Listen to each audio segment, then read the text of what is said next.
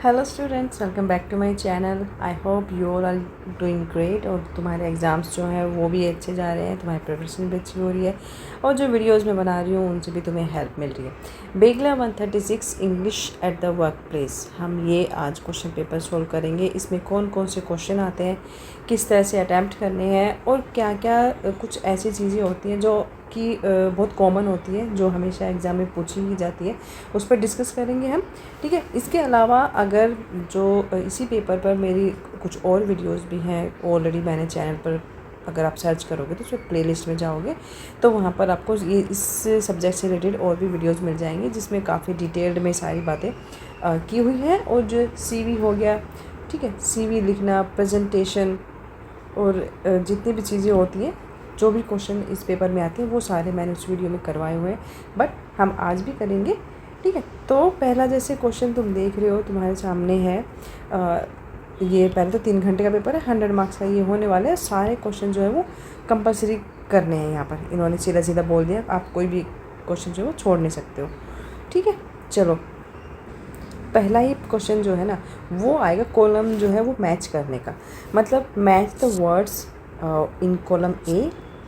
ये जो column A है ना, इसमें एक वर्ड दिया हुआ है, इसका मीनिंग जो है वो कॉलम बी में लिखे होंगे, जिनको आपको मैच करना है। ठीक है, मतलब ये सारे इकट्ठे नहीं है, अलग अलग, किसी का कुछ है किसी का कुछ है, मिक्स एंड मैच है ये। बट आपको ढूंढना है कि एम्पैथी है। जैसे एम्पैथी को अगर हम यहाँ पर देखेंगे तो इसका जो मीनिंग होगा वो, जब आप सारे इधर जो बी वाले साइड के पढ़ते जाना तो आप देखेंगे कि being sensitive to the feelings of others, this is called empathy. Sympathy अलग चीज़ होती है, एम्पैथी अलग चीज़ होती है। जब हम दूसरों की भावनाओं का ख्याल रखते हैं तो वहाँ पर हम एम्पैथी यूज़ करते हैं। तो ये वाला क्वेश्चन तो है आपका 10 नंबर का, ये इसी तरह का ही है। आपको जैसे हिंदी में करते हो ना, उचित मिलान कीजिए, वो ही है ये। यहाँ पे आपको वर्ड दिया हुआ है, इस साइड में आपको सारे मीनिंग्स होंगे कॉलम बी में, तो वो आपको यहाँ पे थोड़ा समझते हुए, थोड़ा ध्यान से देखते हुए उन चीज़ों को अपना क्वेश्चन ही कंप्लीट करना है। ठीक है, ये क्वेश्चन हो जाएगा। देन सेकंड क्वेश्चन आता है आपका ये वाला। इसमें क्या करना है कि make sentences using the following words. ये कुछ वर्ड्स दिए हुए हैं, इन वर्ड्स का यूज़ करके आपको सेंटेंस बनाना है। Dynamic, adaptability, dedication, overwhelming, persuade, सारे ही आसान हैं और वैसे भी ये क्वेश्चन इजी ही आते हैं इसमें, तो आप लोग आराम से इसके जो है सेंटेंसेस बना सकते हो। फॉर एग्ज़ाम्पल अगर हम डायनामिक का कोई सेंटेंस बनाना चाहें, अच्छा ये क्वेश्चन 10 नंबर का है और 2 नंबर का एक होने वाला है, तो इस क्वेश्चन को बिल्कुल मत छोड़ के आना। जैसा भी बनता है, आसान, टफ, एवरेज, जैसा भी सेंटेंस बनता है बना के ज़रूर आना, छोड़ना मत कि मुझे तो आता ही नहीं है ये। ठीक है, तो ये क्वेश्चन हम इनका ना एक एक करके एक मैं सेंटेंस लिख देती हूँ, सो दैट कि एक प्रिपरेशन हो जाएगी, आइडिया हो जाएगा कि क्या करना है आपने। डायनामिक क्या होता है? डायनामिक मतलब वेरी charming personality, मतलब somebody is full of confidence and somebody does with willing और full of confidence, ठीक है, enthusiasm, full of। तो डायनामिक पर्सनालिटी को अगर हम एग्जांपल लें तो आप सिंपल सा एक सेंटेंस बना सकते हैं कि he has a dynamic personality. ठीक। अडेप्टेबिलिटी मतलब इसको हम, इसका मीनिंग क्या होगा? एक्सेप्ट करना, जैसे किसी भी नए एनवायरनमेंट को एक्सेप्ट करना। ठीक है ना, तो आप इसमें इसको सेंटेंस हमें बनाऊं तो आप बना सकते हो कि हर strong adaptability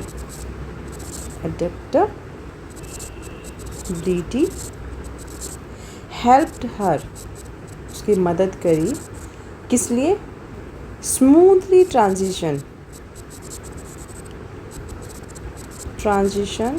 in a new environment।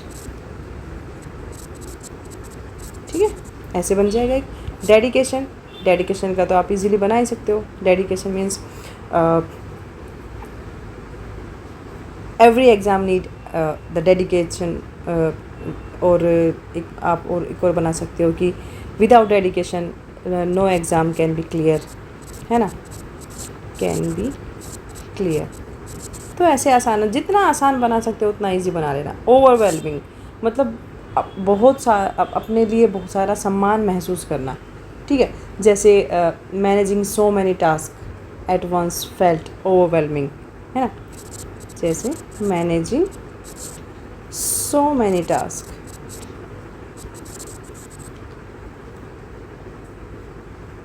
Eight new place लिख देते हैं, एट न्यू प्लेस फील्स या फेल्ट ओवरवेलमिंग, ठीक है, at first. Then persuade, persuade का मतलब होता है कि किसी तरह से कोई किसी भी पर्सन को कन्विंस करना, किसी को कन्विंस करना। तो आप बता सकते हैं कि this is very tough to persuade anybody for a personal task, ठीक है। तो ये आप बना लेना इस तरह से, कुछ मीनिंग्स आएंगे जिनका यूज़ आपको करके वर्ड्स बनाने, वर्ड्स का यूज़ करके सेंटेंसेस बनाने, ठीक है। फिर एक नेक्स्ट क्वेश्चन जो आने वाला है, जो आपको इम्पोर्टेंट है, करना ही पड़ेगा, rewrite the following sentences as directed. ये सेंटेंस है, ठीक है, ये इसमें आपको वॉइस भी पूछे जा सकते हैं, वर्ब भी पूछी जा सकती है, कुछ भी करके ना आपको री राइट करना है। मतलब ये ग्रामेटिकली इनकरेक्ट हो सकता है, ठीक है, इसमें वर्ब रॉन्ग हो सकती है, पैसिव वॉइस में अगर आई है तो आपको एक्टिव वॉइस में चेंज करने के लिए पूछ लेंगे, तो उस तरह से आपको बताना है। जैसे फॉर एग्जांपल यहाँ पे आया, Gandhi ji taught the world the doctrine of non violence, कि गांधी जी ने दुनिया को सिखाया था, क्या था, अहिंसा की नीति के बारे में सिखाया था। तो इस सेंटेंस को आपको पैसिव वॉइस में चेंज करना है, तो ये एक्टिव वॉइस में आ गया, आपको पैसिव वॉइस में चेंज करना है। तो हम लिखेंगे इसको बहुत ही आसान, अगर सिंपल लैंग्वेज में मैं अगर बताऊँ आपको, तो आप इसको सीधा सीधा लिख सकते हैं कि the doctrine of non violence was taught by Gandhi ji, ठीक है। The doctrine of non violence was taught to the world by Gandhi ji, ये तो हो गया, ठीक है। इसको आप और भी एक इसका अल्टरनेट है जिसको आप लिख सकते हो कि द वर्ल्ड वॉज टॉट, क्या टॉट, द डॉक्ट्राइन ऑफ, ठीक है, of non violence by Gandhi ji, ऐसे हो जाएगा, ओके। सेकंड है a famous artist drew this portrait, ये जो पोर्ट्रेट है ये किसी एक फेमस आर्टिस्ट ने बनाई है, तो ये भी वैसे ही बन जाएगा कि, तो हम लिखेंगे कि दिस पोर्ट्रेट वॉज, चलो मैं लिख देती हूँ पूरा, दिस पोर्ट्रेट वॉज, अब यहाँ पे ड्रू है ना, सेकंड फॉर्म लगा देंगे, drawn by a famous artist, ठीक है। अब ये चेंज कैसे हुआ है, यहाँ पे जो ओरिजिनल सेंटेंस है दिस पोर्ट्रेट, ठीक है, दिस पोर्ट्रेट जो है that become the subject of the verb drew, ठीक है, and this drew shift to the past tense from was drawn, final, and the original subject a famous artist, जो कि original subject था हमारे sentence का, this become the preposition, ठीक है, sorry, this was introduced by the preposition which is by, ठीक है, ये रहा। तो इस तरह से ये आपको चेंज करने हैं। I bought a dozen oranges, इसमें आपको complete the sentence with appropriate article बताना है। आर्टिकल आपको बताना कौन कौन से होते हैं, ए, एन और दी, इनमें से कोई एक फिल करना। आई बॉट डजन ऑरेंजेस, ठीक है, तो इसमें क्या आएगा, क्या फिल करेंगे आप, पहले इसको समझने की कोशिश करो। I bought dozen oranges, dozen कितना होता है, एक दर्जन ही तो होते हैं ना, डजन्स होते तो हम कुछ और सोच सकते थे, ठीक है। तो ये जो इंडिफाइनाइट आर्टिकल ए जो है वो यहाँ पर हम फिल कर देंगे, बिकॉज इट मीन्स 1 डजन हो जाएगा, ओके, 1 डजन मीन्स 12 ऑरेंजेस।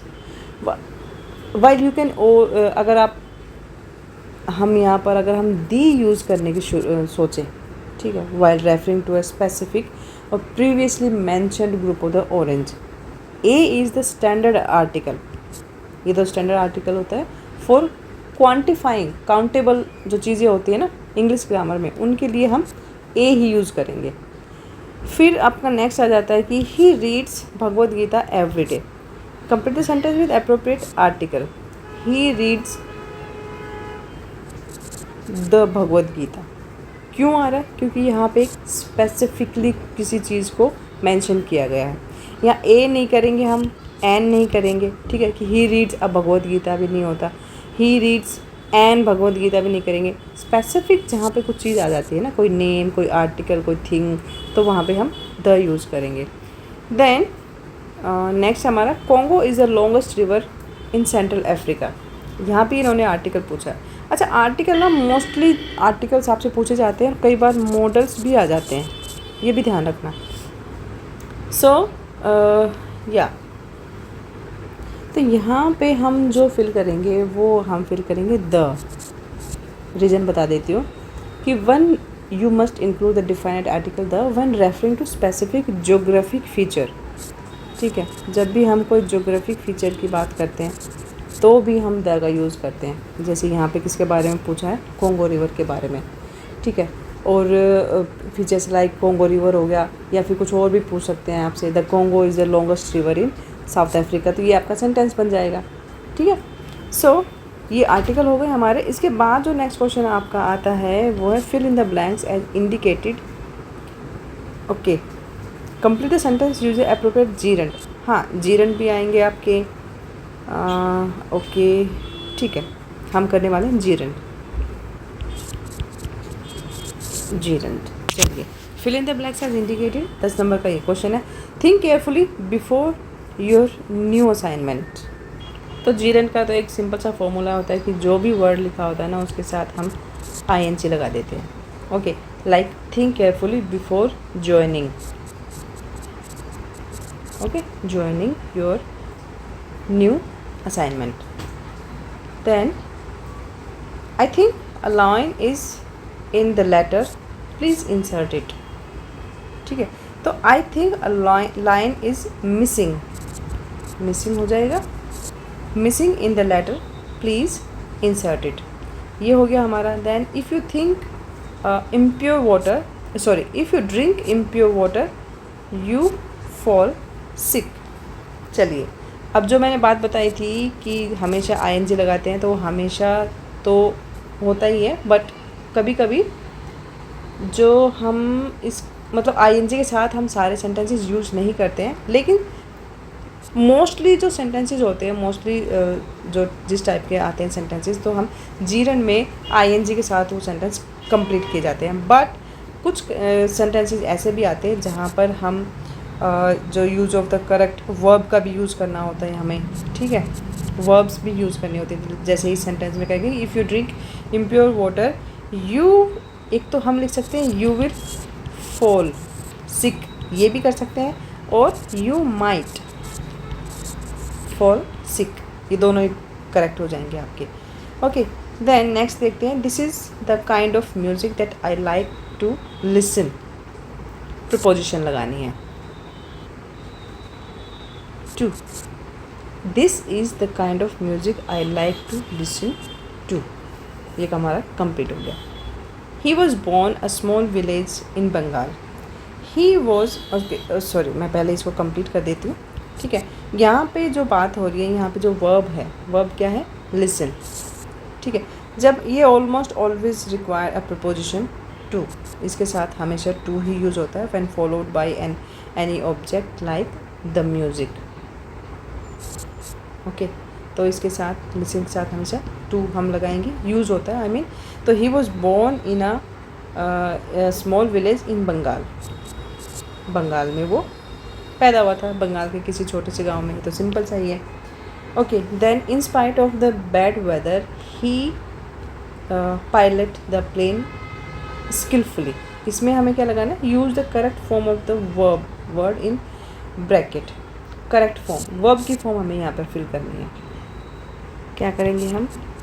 ये हो जाएगा पायलटेड। क्यों होगा?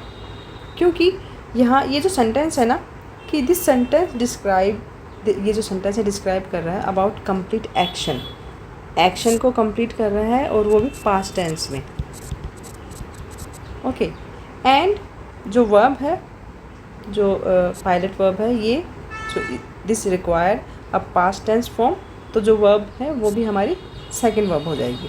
ठीक है, तो this sentence describe a complete action in the past, so the past tense form of the verb pilot जो है वो रिक्वायर्ड है यहाँ पर। ठीक है, पायलटेड हो जाएगा। और है the applicant must need include the name of 2 referees. हमें करना है यहाँ पे करेक्ट वर्ड फॉर्म फिल करनी है। चलिए इसमें देखते हैं। The applicant fill in the blank choosing the correct verb. Okay, तो हमारा आंसर होगा मस्ट। क्यों होगा यहाँ पे कि must is used to express, must का यूज हुआ है टू एक्सप्रेस। क्या एक्सप्रेस करना है? A requirement. ठीक है, रिक्वायरमेंट की यहाँ पर बात हो रही है और एक ऑब्लिगेशन की भी बात हो रही है यहाँ पर। ठीक है, क्या ऑब्लिगेशन है कि भाई 2 नाम इसमें इंक्लूड करने हैं। सो अगर हम नीड की बात करें तो need would required to also, need to हो जाता है ना, तो हमें वो तो चाहिए नहीं, तो ग्रामेटिकली जो है ये करेक्ट हो जाएगा हमारा। देन यस, नेक्स्ट देख लेते हैं। The team of doctors conduct a survey of patients and then gave them the vaccination. पहले तो ये देखो यहाँ पे वर्ब की सेकंड फॉर्म आई हुई है, पास्ट टेंस में ये क्वेश्चन चल रहा है यहाँ पर। तो जो गेव है that is indicating that the sequence of events happened in the past. Already वो जो थिंग्स हैं वो ऑलरेडी हो चुके हैं।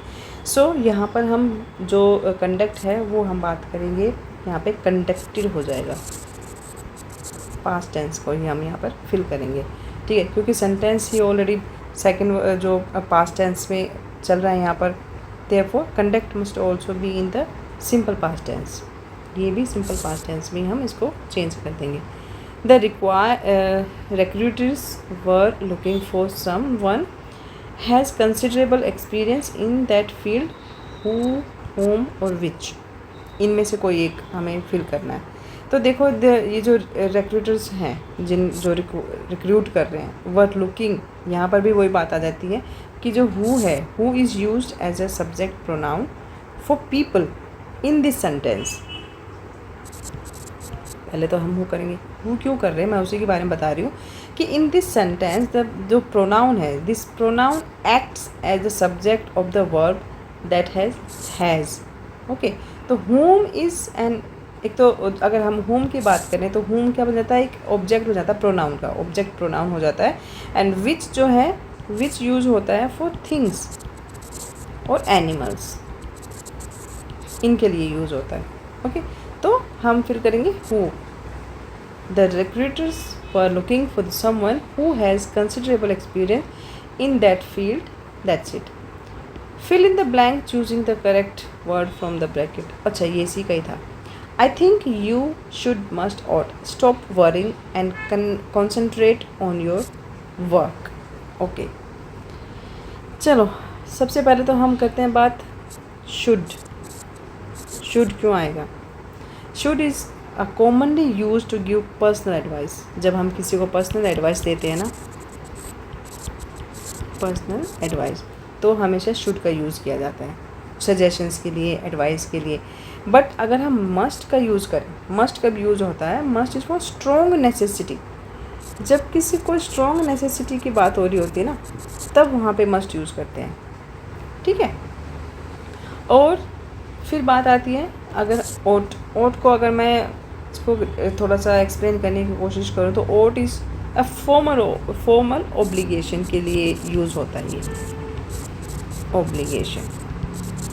Okay, so should fits this casual tone of I think you should stop worrying and concentrate on your work. Okay, ये complete हो गया हमारा। फिर आते हैं हमारे बड़े वाले क्वेश्चन, जो कि सेकंड पार्ट हमारा, right short notes on any 2 of the following in around 150 words. 10 number का क्वेश्चन है, टोटल 20 हो गए। इसमें से कोई 2 करने हैं आपने, 3 ऑप्शन दिए हुए। शॉर्ट नोट लिखना है इन पे। Establishing good relationship with customers, work ethics and work place, ये तो हमेशा ही आता है। प्रिपेयरिंग फॉर एन इंटरव्यू, ठीक है, इनको देखते हैं। आंसर लिखेंगे हम इसका।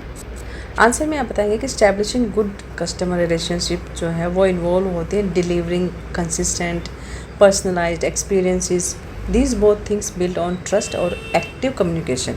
ये कुछ चीज़ें होती हैं जो एक स्ट्रॉन्ग रिलेशनशिप जो है वो बिल्ड करती हैं, ठीक है। अब इसमें कुछ जो पॉइंट्स हैं वो मैं यहाँ पे लिख देती हूँ। मैंने सारे पॉइंट्स लिख दिए हैं। पहला है पर्सनलाइज इंटरेक्शंस।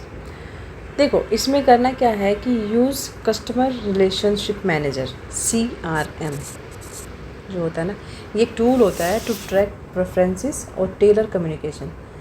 यहाँ पर जो ईमेल्स होती हैं, मास ईमेल्स जो होती हैं, उसको अवॉइड करना चाहिए to generate them. Speak to customers as individuals, मतलब हर कस्टमर से इंडिविजुअली बात करनी चाहिए ताकि उनको एक पर्सनलाइज फील हो कस्टमर को, तभी तो बॉन्ड बनता है ना। फिर maintain consistent communication, be proactive whether through social media platform, newsletters, emails और follow ups, keep your customers informed and valued. ये एक तरीका होता है कंसिस्टेंट कम्युनिकेशन करने का, लगातार मतलब कम्युनिकेट करते रहना किसी के अलग अलग तरीक़ों से। लिसन और gather feedback, solicit input via surveys or social listening and show that their opinions drive actual improvement to your services। तो ये फीडबैक की बात होगी। आजकल तुम लोग देखते हो ना, जब कोई पार्सल लेके आता है तो बोलता है कि मैम या सर फीडबैक ज़रूर देना, तो वो उसका मतलब यही होता है कि कस्टमर के साथ ना एक रिलेशन बना के रखना, ठीक है। बिल्ड ट्रस्ट और एम्पैथी, देखो एम्पैथी वर्ड आ गया जो हमने ऊपर किया था ना, तो that lead to a solution driver mindset, okay, solution driven ये mindset होना चाहिए। अगर कोई गलती हो जाती है, be transparent and apologize, understanding pain कि कस्टमर की जो तकलीफ़ है उसको समझना, ये कुछ पॉइंट्स होते हैं to making client feel respected also, okay. अगर मान लो तुम्हारा कुछ कोई पार्सल नहीं आया, तुम कस्टमर केयर पे बात करोगे और वो बड़ी बदतमीज़ी से बात करे तो क्या फ़ील होगा? इंसल्टेड फील होता है ना। तो ये उन लोगों की ट्रेनिंग में भी शामिल होता है कि किस तरह से ट्रस्ट बिल्ड किया जाए और एम्पैथी मतलब दूसरे की भावनाओं को समझना, है ना। ये चीज़ें जो है ये इम्पोर्टेंट हो जाती है टू बिल्ड एंड एक strong relationship with customers. Then ये क्वेश्चन हो जाएगा इतना। देन हम बात करेंगे work ethics and the work place. Work place तो तुम लोगों को पता ही है, कोई भी ऐसी जगह है जहाँ पे सब लोग काम करते हैं। कोई ऑफिस हो सकता है, फैक्ट्री हो सकती है, कोई स्कूल हो सकता है, कॉलेज हो सकता है, जो भी काम करने की जो भी जगह है। और वर्क एथिक्स होता है कि किसी जो वर्क प्लेस है ना, वहाँ पर आप अपने को कलीग्स के साथ किस तरह से बिहेव करते हैं, उस बिहेवियर को बोलते हैं एथिक्स, वर्क एथिक्स, ठीक है। इसको देखते हैं। हम बात करेंगे सबसे पहले वर्क प्लेस के बारे में, ठीक है। वर्क एथिक्स होते हैं from the moral foundation of a professional environment. A healthy work place relies on core values like integrity, accountability, respect, professionalism, ठीक है। When employees practice strong ethics, जो एम्प्लॉय होते हैं ना, अगर वो इन चीज़ों की प्रैक्टिस कर लेते हैं, जो सारे एथिक्स की अगर प्रैक्टिस कर लेते हैं, तो ये बूस्ट करता है प्रोडक्टिविटी को, ठीक है। Productivity, collaboration, trust, okay. चलिए पहले बात करते हैं इंटीग्रिटी के बारे में। इंटीग्रिटी क्या होती है? Acting honestly and doing right things even when no one is watching. कोई देख रहा है नहीं देख रहा है, ऑफिस में आपको अपना काम करना है, ठीक अपना काम करना है, ऑनेस्टली काम करना है। अकाउंटेबिलिटी की बात कर लेते हैं। जब कोई काम दिया जाता है तुम्हें, ओवनिंग योर टास्क, ऑनरिंग डेडलाइंस और taking responsibility of your mistakes, मतलब हर चीज़ की अकाउंटेबिलिटी होनी, जवाबदेही होनी चाहिए, ओके। देन रिस्पेक्ट की बात कर लेते हैं। जो अदर कलीग्स होते हैं ना, जो को कलीग्स होते हैं आपके, treating all colleagues, clients and stakeholders, कोई भी हो सकता है, विद फर्मनेस और डिग्निटी के साथ व्यवहार करना चाहिए, रिगार्डलेस ऑफ देयर पोजीशन कोई भी हो, कोई छोटा भी हो सकता है। ऑफिस में हर तरह के लोग होते हैं, स्वीपर भी होता है, क्लीनर भी होता है, क्लर्क भी होते हैं, ऑफिसर भी होते हैं, हर रैंक के लोग होते हैं। तो सबके साथ ही गरिमामय जो माहौल बिहेवियर होता है वो करना चाहिए, ठीक है, फर्मनेस और डिग्निटी के साथ, रिगार्डलेस देयर पोजीशन। फिर लास्ट बात आती है प्रोफेशनलिज्म की, maintaining proper punctuality, appropriate communication, okay, and a positive attitude towards feedback. ये होता है प्रोफेशनलिज्म के तरीके, कैसे कैसे प्रोफेशनल हुआ जाता है, ठीक है। तो ये इस तरह से आपको बताना है वर्क एथिक्स और वर्क प्लेस के बारे में, ठीक है। ये इसकी स्क्रीनशॉट ले लेना चाहो तो, ओके। फिर है हमारा नेक्स्ट क्वेश्चन है प्रिपेयरिंग फॉर एन इंटरव्यू, कि आप एक इंटरव्यू की तैयारी कर रहे हैं तो कैसे करोगे, क्या सोचोगे, क्या क्या पॉइंट्स होने चाहिए, ओके। तो इसको देखेंगे हम। तो जब आप बात करते हैं, जब हम इंटरव्यू की बात करते हैं तो इंटरव्यू क्या होता है, interviews and acting and interview require strategic operations. कुछ तरीके कुछ स्ट्रेटेजीज होती हैं जिनको ऑपरेट करना होता है। जैसे फर्स्ट ऑफ ऑल कि आपको पहले उस जगह के बारे में, उस कंपनी के बारे में, उसका कल्चर, ठीक है, हर चीज़, job description, practice and responses to common questions using the star methods, ये सारी चीज़ें आपको पता होनी चाहिए। बेसिकली रिसर्च करना है सबसे पहले, research about company's culture, align your skills with the job description, कि जो तुम्हारी स्किल्स है वो उस जॉब डिस्क्रिप्शन के अकॉर्डिंग सूट होती है नहीं होती है, और प्रैक्टिस करना है responses to common questions using STAR methods, ठीक है। तो एक एक करके बात करेंगे हम यहाँ पर। सबसे पहला है रिसर्च और अलाइनमेंट। अब इसका क्या मतलब होता है, इसमें होता है कि पहले तो आपको रिसर्च करनी है जॉब के बारे में, जॉब डिस्क्रिप्शन के बारे में, कि जो भी जिस भी जॉब के लिए आप अप्लाई कर रहे हो उसके लिए 3 से 5 जो रिस्पॉन्सिबिलिटीज़ होती हैं, ठीक है, उनके बारे में आपको पता होना चाहिए। दूसरी बात है कि map your skills, map your, अपनी क्षमताओं को भी ध्यान रखना, कि just jot down specific examples from your past work or education that directly prove you can handle those responsibility, okay। कि जब आप अपने पास्ट के जो एक्सपीरियंसेस बताओगे, जहाँ आपने कभी काम किया होगा, तो वो भी आपकी जो रिस्पॉन्सिबिलिटीज़ को आप हैंडल कर सकते हो नहीं कर सकते हो, उस चीज़ के लिए आपको रेडी करते हैं। फिर प्रैक्टिस कॉमन क्वेश्चंस, कौन कौन से क्वेश्चन हो सकते हैं, जैसे tell me about yourself, है ना, ये पूछा जाता है सबसे पहले। तो keep your introduction under 60 seconds, मतलब 1 मिनट के अंदर आपको अपना इंट्रोडक्शन बताना है, जिसमें आपको अपनी स्किल्स, एक्सपीरियंस, अचीवमेंट्स और किस टाइप की आप पर्सन हो वो बतानी होती है। सेकंड होगा बिहेवियरल, ठीक है, बिहेवियर क्वेश्चंस होते हैं जिसमें आपको कुछ छोटी मोटी स्टोरीज़ तैयार कर लेनी है, हाईलाइट करनी है कि how you handle conflicts. Office में क्या होता है, स्ट्रेसफुल माहौल होता है, कई बार कॉन्फ्लिक्ट्स भी हो जाते हैं, तो उन सिचुएशंस को आप कैसे सोल्व करते हो वो आपको वहाँ पे बताना है। देन फिर हमारा होगा लॉजिस्टिक प्रिपरेशन। इसमें क्या होता है, फर्स्ट इम्प्रेशन मैटर करता है before you even answer all the questions. आप चाहे सारे सवालों के जवाब देते हो, लेकिन जो आपका जो फर्स्ट एक्सपीरियंस होगा वही लास्ट तक उस चीज़ को मैटर करेगा। तो पहला इसमें हेडिंग बनाएंगे आप, प्लान योर अटायर, कपड़े, ठीक है, कपड़े किस तरह के पहनोगे। कपड़े should be professional, clean, comfortable clothing that fits companies culture.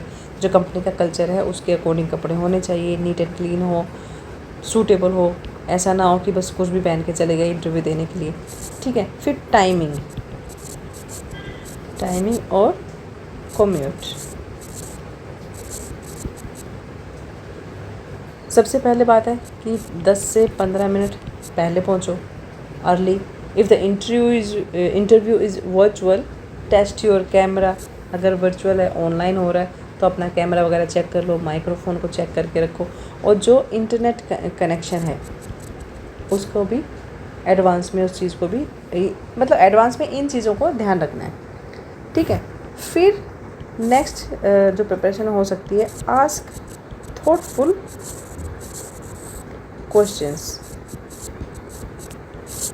क्या क्या हो सकते हैं? What does a typical day in this role look like, ये पूछा जा सकता है आपसे, है ना। What are the biggest challenges currently facing the team, ये वहाँ पर आपसे पूछे जा सकते हैं, मतलब आप पूछेंगे।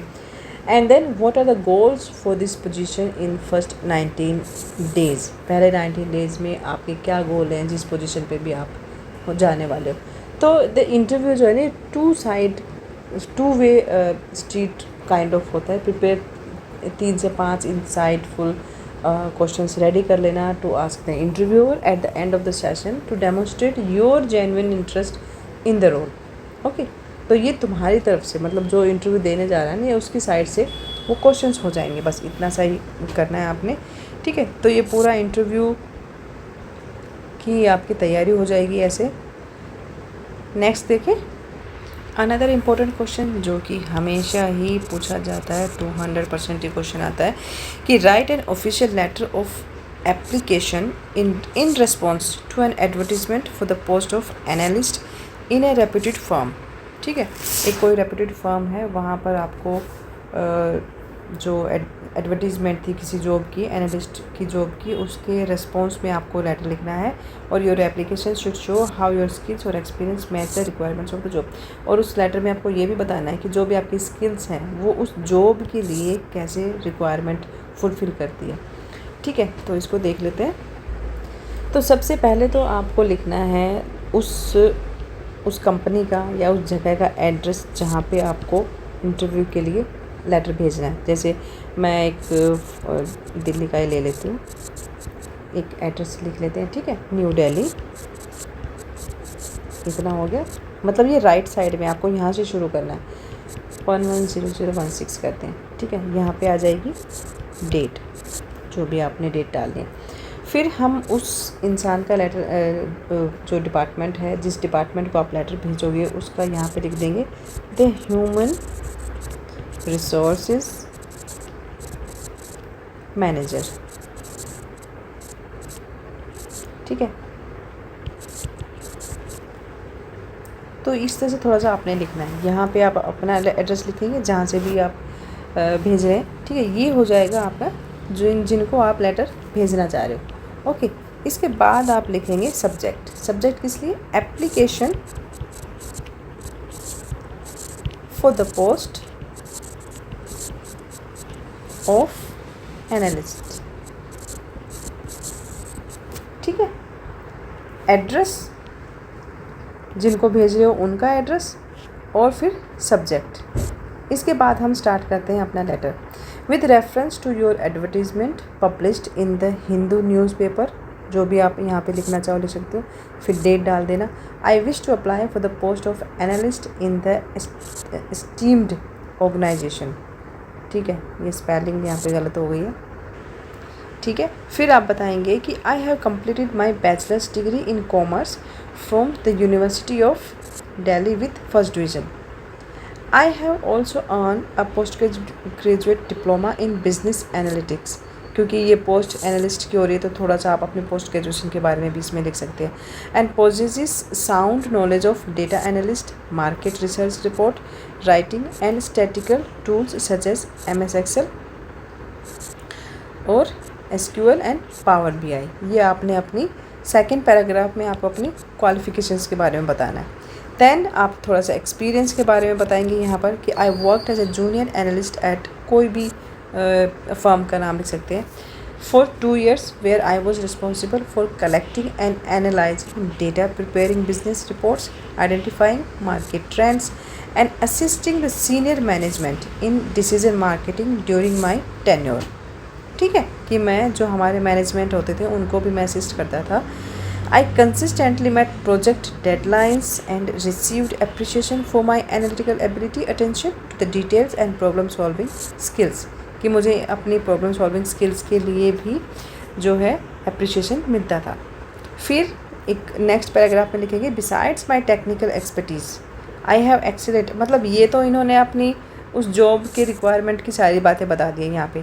अब इसके अलावा और क्या उसमें स्किल्स हो सकती है वो बताएंगे कि besides my technical expertise I have excellent communication, interpersonal और ऑर्गेनाइजेशन स्किल्स, कि मेरा कम्युनिकेशन अच्छा है, इंटरपर्सनल में जो स्किल्स होती हैं वो मेरी अच्छी है, ऑर्गेनाइजेशनल किस तरह से ऑर्गेनाइजेशन में रहा जाता है, वहाँ के वर्क एथिक्स क्या है, वो सारी चीज़ों में मैं बिल्कुल बढ़िया हूँ। I am a quick learner and enjoy working both independently and as a part of team, कि मैं एक पार्ट ऑफ टीम की तरह भी काम करना मुझे अच्छा लगता है और इंडिपेंडेंटली भी। I am confident that my educational qualification, professional experience and the dedication will enable me to contribute effectively to your organisation. Okay, then फिर आप लिखेंगे आई हैव अनक्लोज, कि यहाँ तक बात हो गई। अब बात आती है सर्टिफिकेट्स की, कि क्या क्या तुम प्रोवाइड करवा रहे हो। I have unclose my resume along with photocopies of my educational qualifications and experience certificates for your kind consideration. I shall be grateful if you grant me an opportunity to appear for an interview. I assure you that I will discharge my duties sincerely and effectively. Thank you for your time and consideration. I look forward from hearing from you. And then इसके बाद yours faithfully, ठीक है, ये लिख देना, अपना नाम लिख देना, और उसके बाद जो भी आप अटैच कर रहे हो, ठीक है, वो लिख देना। एक नंबर पर आप अपना रेज्यूमे लिख देना, दूसरे पे copies of educational qualification certificates की लगा देना, और फिर थर्ड पे एक्सपीरियंस सर्टिफिकेट, ठीक है, ये आपने लगाया है।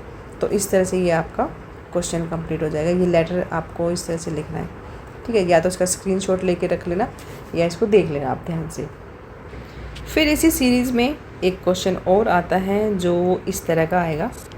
इसमें क्या है कि you will be attending an interview, आप एक इंटरव्यू अटेंड कर रहे हो for the post of research officer किसी इंस्टीट्यूट में that has a global presence, ठीक है, कोई ग्लोबल प्रेजेंस वाला इतनी रेपुटेड एक कोई इंस्टीट्यूट है फॉर वहाँ पर इंटरव्यू है आपका रिसर्च ऑफिसर का, ठीक है, वो आपको अटेंड करना है। Right out 6 questions you expect, कोई 6 क्वेश्चंस आपने लिखने हैं जो आपसे पूछे जा सकते हैं, ठीक है, और उनके आंसर्स क्या हो सकते हैं वो दोनों चीज़ें आपको बतानी है। तो ये भी 10 नंबर का क्वेश्चन है, ये भी अक्सर आता है, तो इसको देख लेते हैं। बाकी ये वाला क्वेश्चन जो हमने करवाया था अभी, ये ऑफिशियल लेटर वाला, ये ध्यान से कर लेना, इसका स्क्रीनशॉट ले लेना या जैसे भी तुम्हें ठीक लगे। ओके, चलो देखते हैं ये कैसे कर सकते हैं हम लोग। इसका आंसर लिखेंगे यहाँ पे। तो सबसे पहले तो विश करना होता है, गुड मॉर्निंग, है ना, गुड मॉर्निंग। फिर अपना नाम बताना होता है, माई नेम इज़ पिंकी, और कुछ भी हो सकता है, this is my name. So I have completed my masters degree in social service, क्योंकि यहाँ पे ये देखो जो क्वेश्चन पूछा ना, रिसर्च ऑफिसर की बात हो रही है यहाँ पे, ठीक है, तो ये बोल रहे हैं कि सोशल साइंस के बारे में अपने बता देना। I have a degree and I have a strong interest in research and data analysis and I have worked on several academic research projects, इस तरह से आप बता देंगे। फिर बारी आती है क्वेश्चंस की। क्वेश्चन के बारे में आप वो आपसे पूछ सकते हैं कि why do you want to join, ठीक है, दिस फर्म। तो आपको आंसर देना है कि your institution has an excellent global reputation for promoting quality research and innovation, है ना। और इसके साथ साथ I believe working here will provide me with opportunities to learn from experts and contribute to meaningful projects and grow professionally, ठीक है, इस तरह से आंसर दे देंगे आप। अगर मैं ये जो हो सकता है मैं थोड़ा तेज़ बोल रही हूँ, तो जो सबटाइटल्स हैं वो ऑन करके देख लेना, मैं भी जो जो क्वेश्चन यहाँ पर लिखने वाली हूँ, ठीक है। ओके, देन अनदर क्वेश्चन होगा कि what skills make you suitable for this job, ठीक है। तो आप आंसर देंगे कि I possess strong analytical analytical or critical thinking skills. I am proficient in research methodology, data collection, report writing, and the use of computer application for data analyst. I also have good communication और teamwork skills. ये कुछ वैसा ही हो जाएगा जो हम यहाँ पे करके आए ना, ये ऐसा ही, इसमें से भी आप इस क्वेश्चन के आंसर्स ढूंढ सकते हो. ठीक है. फिर क्वेश्चन नंबर 3 होगा कि how do you handle tight deadlines और वर्क प्रेशर. ऑफिस में तो काम देने के लिए कुछ डेडलाइंस होती है ना, किसी पर्टिकुलर टाइम पर वो काम जो है वो ख़त्म हो जाना चाहिए, और वर्क प्रेशर भी होता है ना. तो क्वेश्चन होगा कि how do you handle tight deadlines और वर्क प्रेशर. तो आप आंसर में बताएंगे कि आई प्रायोरिटाइज माई टास्क, मैं अपने काम को महत्व देता हूँ. Prepare a realistic work schedule, मैं अपना वर्क शेड्यूल बनाता हूँ. ठीक है. और remain focused on my objectives, I stay calm under pressure and ensure that the quality of my work is not compromised while meeting deadlines. ठीक है. इस तरह से आप आंसर दे देंगे. फोर्थ जो क्वेश्चन पूछा जाएगा वो होगा कि have you worked as a part of team, कि क्या कभी किसी टीम के साथ काम किया है आपने. कई बार होता है ना कि कुछ लोग दूसरे लोगों के साथ काम नहीं कर पाते हैं, वो इंडिविजुअल ही करना उनको अच्छा लगता है. ठीक है. तो ये क्वेश्चन भी अक्सर ये पूछा जाता है कि have you worked as a part of team. So या फिर कोई पार्ट ऑफ टीम या फिर कोई रिसर्च टीम, क्योंकि यहाँ रिसर्च ऑफिसर की बात हो रही है ना. तो आप बताएंगे yes, during my post graduate studies I participated in group research के बारे में, प्रोजेक्ट्स के बारे में, where I coordinated with team members and collected the analysed data. ठीक है. और प्रेजेंटेड आर फाइंडिंग्स. ये जो एक्सपीरियंस होता है, this experience taught me the importance of collaboration and effective communication. Next question होगा कि way do you see yourself in next 5 years, कि आने वाले 5 सालों में आप अपने आप को कहाँ पाते हो. तो आंसर लिखेंगे कि इन 5 years I see myself as an experienced research. ठीक है, officer, and contributing to significant research project, publishing quality research papers and taking on greater responsibilities. यहाँ responsibilities की भी बात की जा रही है.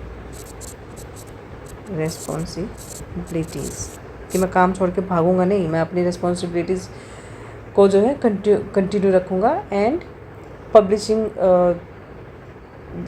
Quality research paper within the organisation while continuously upgrading my knowledge और स्किल्स.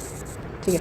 तो ये इस तरह के ना आपके 5-6 क्वेश्चन जो है 6 क्वेश्चन बन जाएंगे. ये आप लिख लेना और इनके आंसर्स आपको एग्ज़ाम में देखे आने हैं. ठीक है. इसके बाद बात करते हैं हम एक प्रेजेंटेशन पर भी अक्सर क्वेश्चन पूछा जाता है, जो कि यहाँ पे आया हुआ है. Prepare the outline of a well structured presentation on the topic importance of good communication skills in the work place. तो इस क्वेश्चन को हम करेंगे. यहाँ पर हमें एक आउटलाइन क्रिएट करनी है of a well structured presentation on the topic. ठीक है. एक प्रेजेंटेशन बनानी है, जैसे कि मैं ऑलरेडी बता चुकी. 15 नंबर का ये क्वेश्चन है. टॉपिक है importance of good communication skill in the work place. Okay. तो जो वर्क प्लेस होता है ना, वहाँ पर गुड कम्युनिकेशन की क्या इंपॉर्टेंस है उसके बारे में बात करेंगे हम. तो मैंने यहाँ पर बना दिया है, थोड़ा सा बड़ा लिखा है ताकि तुम्हारी फ़ोन की स्क्रीन पे वो क्लियरली विजिबल हो. तो पहले लिखना है हमें प्रेजेंटेशन आउटलाइन. टॉपिक होगा importance of good communication skills in the work place. ठीक है. तो जब प्रेजेंटेशन देते हैं तो स्लाइड्स का यूज़ किया जाता है, एज यू नो. तो पहली स्लाइड होगी, उसमें लिखेंगे हम टाइटल लिखेंगे. ठीक है. स्लाइड का नाम होगा जिसमें नेम ऑफ द प्रेजेंटर, कौन प्रेजेंट कर रहा है, और उस टाइम की डेट जिस दिन वो प्रेजेंट होना है. फिर सेकंड स्लाइड लगाएंगे जिसमें आप इंट्रोडक्शन बताएंगे. इंट्रोडक्शन में मीनिंग, कम्युनिकेशन का मीनिंग क्या होता है. ठीक है. इम्पोर्टेंस क्या है उसकी प्रोफेशनल लाइफ में, और ऑब्जेक्टिव क्या है टू द, इस प्रेजेंटेशन का क्या ऑब्जेक्टिव है वो बताएंगे सेकंड वाली स्लाइड में। तीसरी जब स्लाइड लगाएंगे तो उसमें आप बताएंगे कि कितने टाइप के कम्युनिकेशन होते हैं, टाइप ऑफ कम्युनिकेशंस। एक होता है जिसमें वर्बल कम्युनिकेशन बताएंगे, non verbal communication, written communication और डिजिटल कम्युनिकेशन। ये 4 टाइप के कम्युनिकेशन आप बता देंगे। फिर फोर्थ स्लाइड में क्या लिखेंगे, importance of good communication skill. इसकी ज़रूरत क्या है उसके बारे में बताएंगे, क्या इम्पोर्टेंस है इसमें है कि it promote team work and collaboration, ठीक है, इम्प्रूव प्रोडक्टिविटी और एफिशिएंसी, रिड्यूस मिसअंडरस्टैंडिंग और कॉन्फ्लिक्ट। जो कई बार ऑफिस कल्चर में मिसअंडरस्टैंडिंग हो जाती है ना आपस में, कलीग्स में कुछ कॉन्फ्लिक्ट्स भी हो जाते हैं, तो उनको रिड्यूस करने के लिए। एनहेंस डिसीजन मेकिंग को एनहेंस करना, बिल्ड ट्रस्ट और पॉजिटिव रिलेशनशिप। ये हम स्लाइड 4 में लिख देंगे। इसके बाद जो 5th स्लाइड आएगी उसमें लिखेंगे बेनिफिट्स फॉर एम्प्लॉयज़, कि ये जो कम्युनिकेशन है इसका एम्प्लॉयज़ के लिए क्या बेनिफिट है। तो उसमें आएगा जॉब परफॉर्मेंस में हेल्पफुल होता है, इंक्रीज कॉन्फिडेंस इंक्रीज होता है, कैरियर ग्रोथ के लिए इम्पोर्टेंट है, और प्रोफेशनल जो इफ़ेक्टिव प्रॉब्लम सॉल्विंग में भी ये इफ़ेक्टिवली यूज़ होता है, इफ़ेक्टिव होता है। स्लाइड 6 आ जाएगी, उसमें आप बताएंगे बेनिफिट फॉर द ऑर्गेनाइजेशन, कि ये जो कम्युनिकेशन स्किल है इसके लिए ऑर्गेनाइजेशन के लिए क्या बेनिफिट है। That improves customer satisfaction, explore better coordinating among departments. जो और डिपार्टमेंट्स होते हैं उनके साथ जो है और भी ज़्यादा अच्छे से कोऑर्डिनेशन बनता है, ठीक है। और इसके साथ साथ आप ये बताएंगे कि जो मोरल होता है, एम्प्लॉय मोरल होता है, वो हाई होता है। स्ट्रॉन्ग ऑर्गेनाइजेशन रेपुटेशन, जो ऑर्गेनाइजेशन है उसकी रेपुटेशन स्ट्रॉन्ग होगी। स्लाइड 7 में कुछ बैरियर्स के बारे में भी बता देंगे आप, ठीक है। अभी तक तो हम तारीफ़ करते आ रहे थे, अब बैरियर्स क्या क्या आ सकते हैं उस चीज़ को लागू करने में। एक तो लैंग्वेज डिफरेंसेस। देखो ये इसका मतलब ये है कि हर ऑफिस में अलग अलग लैंग्वेज के, अलग अलग कल्चर के, स्टेट के लोग होते हैं, काम करते हैं, ठीक है। तो पहला आएगा लैंग्वेज डिफरेंसेस। किसी को मान लीजिए आप हिंदी में प्रेजेंटेशन दे रहे हो, तो कोई साउथ इंडियन है या कोई अदर स्टेट कंट्री का आया हुआ है जो आपकी हिंदी नहीं समझता है, तो उसके लिए एक बैरियर हो जाएगा। पुअर लिसनिंग स्किल, जो सुनते नहीं है ढंग से। सुनने का मतलब ये नहीं कि वो बहरे हैं, सुनना मतलब they are careless about listening. Cultural differences आ जाएंगे। लैक ऑफ क्लैरिटी, कि जो टॉपिक पे बात कर रहे हो उस पर क्लैरिटी नहीं कि आप क्या बोल रहे हो। और टेक्निकल बैरियर्स, ठीक है। फिर स्लाइड 8 आ जाएगी। स्लाइड 8 में बताएंगे way to improve communication skill, कि कैसे इम्प्रूव कर सकते हैं, कौन कौन से वेज हो सकते हैं। Practice active listening, speak clearly और confidently, improve writing skills, encourage feedback, कोई अगर फीडबैक दे रहा है तो उसको एनकरेज करो। डेवलप एम्पैथी एंड रेस्पेक्ट, ठीक है, दूसरे जो कलीग्स हैं उनके लिए एम्पैथी और रेस्पेक्ट होना चाहिए। स्लाइड 9 में आप बताएंगे कंक्लूजन में आप बता सकते हैं कि कम्युनिकेशन जो है वो एसेंशियल है फॉर पर्सनल और ऑर्गेनाइजेशन की सक्सेस के लिए। और सेकंड बता सकते हैं कि ये क्रिएट करता है positive work environment, improve productivity और it strengthens professional relationship. Slide 10 में आप बताएंगे, जो हेडिंग लिखेंगे टाइटल वो होगा थैंक यू फॉर ऑडियंस, ठीक है, ऑडियंस का लिख देंगे। और इनवाइट, इसके बाद आप इनवाइट करेंगे क्वेश्चंस को और फिर करेंगे उस पर डिस्कशन, ठीक है। ये हमारा एक स्लाइड हो जाएगा, प्रेजेंटेशन हो जाएगी इस तरह से, ठीक है। तो ये थी हमारी आज की वीडियो। आई होप वीडियो जो है वो हेल्पफुल होगी तुम्हारे लिए और कल का एग्ज़ाम अच्छे से जाएगा। तो मिलते हैं नेक्स्ट वीडियो में, अपना ध्यान रखना एंड ट्रस्ट योरसेल्फ।